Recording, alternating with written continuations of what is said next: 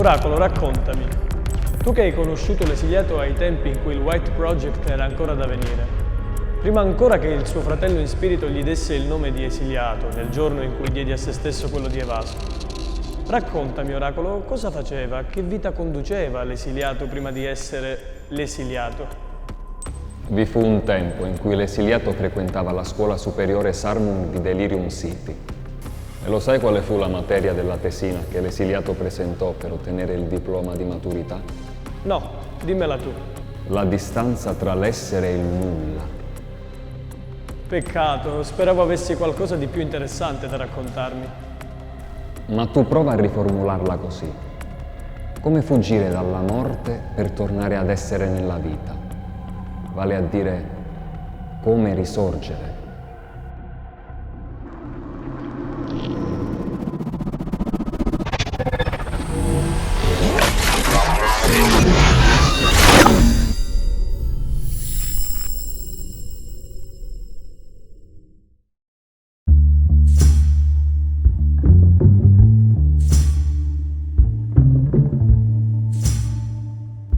In questa prospettiva il discorso si fa interessante. La prova a cui è sottoposto chi è morto, che ambisca alla resurrezione, non è forse percorrere la distanza tra l'essere e il nulla, o meglio, tra il nulla e l'essere. Ma che senso ha preoccuparsene allora? Ancora adolescente, ci penseremo quando verrà il momento. È come porsi il problema di imparare a nuotare quando ti dovesse capitare di naufragare. Invece lui si pose questa domanda all'epoca del diploma. Ve ne ha mai parlato? No, non ci parlò mai di questa storia, poiché durante gli incontri amava discutere con noi, invece di raccontare vecchi fatti che riguardavano soltanto lui. Però mi piacerebbe saperla da te. In realtà la soluzione ancora non è arrivata dopo 20 anni. Egli presentò la tesina per ottenere il diploma nel 1998, indicando semplicemente l'iter da affrontare per rispondere a questo quesito. E cosa prevedeva questo iter? È stato necessario attuare un percorso molto complicato e coinvolgere molte risorse umane, ma alla fine è stato possibile incamminare questo progetto. Anche il discorso della distanza tra il nulla e l'essere, tra la morte e la vita, contiene molta relatività.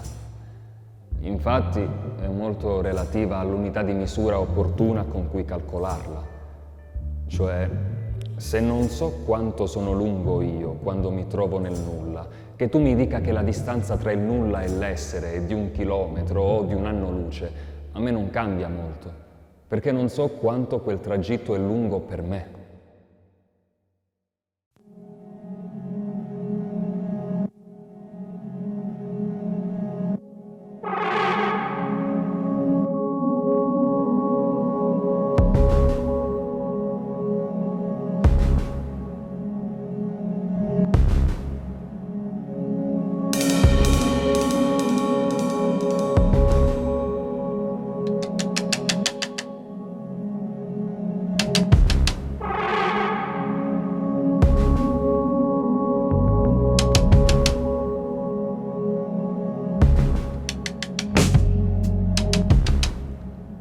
Per un bruco 1 chilometro è immensamente grande, per una galassia 1 anno luce è poca cosa. Infatti, allora l'esiliato ha pensato, prendiamo come unità di misura la porzione di nulla che tu sei nel momento in cui tu sei nel nulla. Cioè come se quando sei nell'essere prendessimo come unità di misura la lunghezza di un passo. l'unità di misura del tuo spostamento nello spazio, di modo che non ci serve sapere la nostra lunghezza nel nulla, poiché l'unità di misura non occorre conoscerla. Basta sapere quante volte quell'unità di misura copre la distanza verso l'uscita. Probabilmente il mio essere nulla fa di me una cosa sola col nulla, e dunque dovrei occupare tutto il nulla, dal punto in cui comincia a quello in cui finisce. Ottimo. In quel caso avresti fatto bingo. Saresti a distanza pari a zero dal confine con l'essere, giusto? Viceversa, se, come nell'essere, io sono solo una parte dell'essere, così nel nulla sono solo un pezzo di nulla. Quanti passi delle gambe del mio corpo etereo mi separano dal chiedere asilo politico nella vita? Molti pensano che quando non saranno più, finiranno nel nulla. Ma secondo me questo non è vero. Perché qualcosa che è non può diventare qualcosa che non è. Il nulla non esiste e dunque non esiste nemmeno un canale attraverso cui poterci entrare. Ma certe persone non la pensano come me.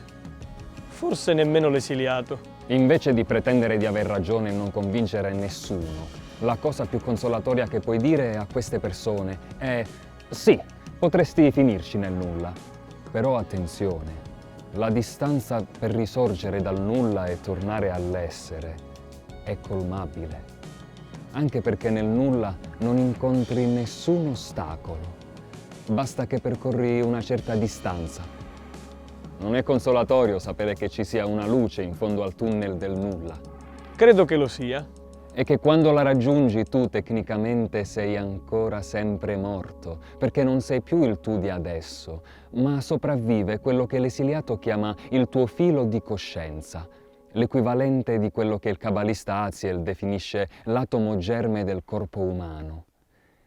Si ritrova in un nuovo luogo psichico, un nuovo corpo di cui in breve tempo acquisirai tale dimestichezza che scorderai di non essere la stessa cosa con lui e di non essere mai stato altro prima di diventare lui.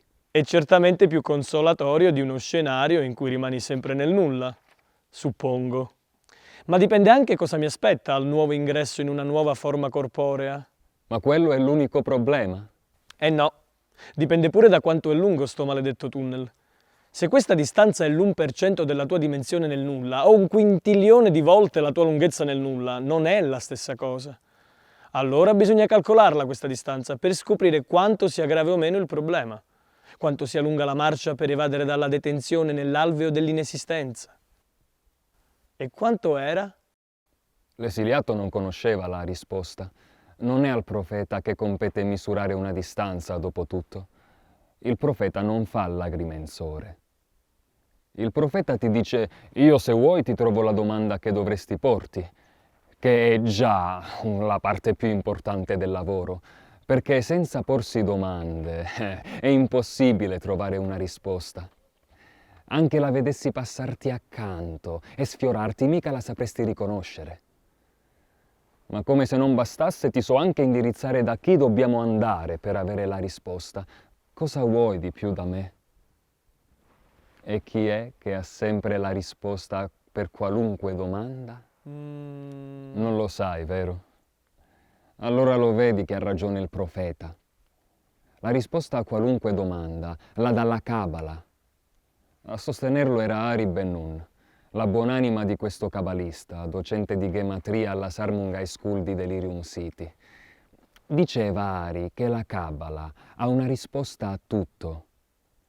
Come fa ad avere una risposta a tutto? Questo lo so.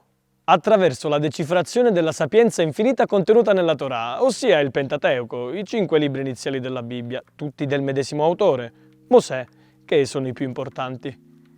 Perché sono i più importanti? Perché quella parte della Bibbia è la sola che è stata dettata direttamente dal Creatore. Esatto. E come decifrare questa sapienza infinita proveniente direttamente dal Creatore? Con quale chiave aprire la serratura dello scrigno? Con la numerologia. Ari Ben-Nun dice che la chiave sta nei numeri, o meglio, il codice che associa ognuna delle 22 lettere ebraiche un numero, ma questo codice prende il nome di gematria e se lo sentiva descrivere come semplice numerologia dava in escandescenze. Cioè, praticamente è una numerologia cabalistica. Ma quando Ari sentì l'esiliato paragonare la gematria alla numerologia, si alzò dalla sua sedia, andò dalla sua scrivania fino al banco dell'esiliato, lo guardò con il profondo amore compassionevole che solo i cabalisti e i contemplatori mistici del quinto cielo possono produrre nei lineamenti del proprio volto. Tese la mano verso il volto dello studente, irriverente, come se intendesse fargli una carezza o punzecchiargli amorevolmente una guancia, e poi invece deviando all'ultimo momento la direzione verso l'orecchio, lo tirò su, sollevandolo da terra con tutta la sedia e senza rabbia verso il peccatore, ma solo l'indignazione per il peccato, per l'eresia pronunciata, sentenziò: la gematria non è numerologia, Camor. Come funziona la gematria? Più che alla numerologia viene da pensare alle parole crociate crittografate, cioè loro assegnano a ogni lettera un valore numerico, poi li elaborano per trovare anche il numero che connoterà ciascuna parola. E dal fatto che certe parole abbiano lo stesso numero uno ricava molti indizi per comprendere la realtà profonda delle cose. E si aspettano che uno ci creda. Il cabalista non si aspetta che tu gli creda.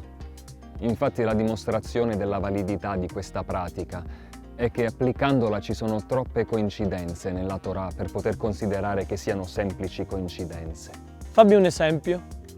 Ad esempio, il numero della parola pace è lo stesso del nome Esaù ed è noto il proverbio ebraico secondo cui quando Esaù è in pace, anche Israele è in pace. Ma tu immagina migliaia di altri esempi come questo. Gli scettici obietteranno che magari è arbitraria la scelta di dare un certo numero invece di un altro a ognuna delle 22 lettere.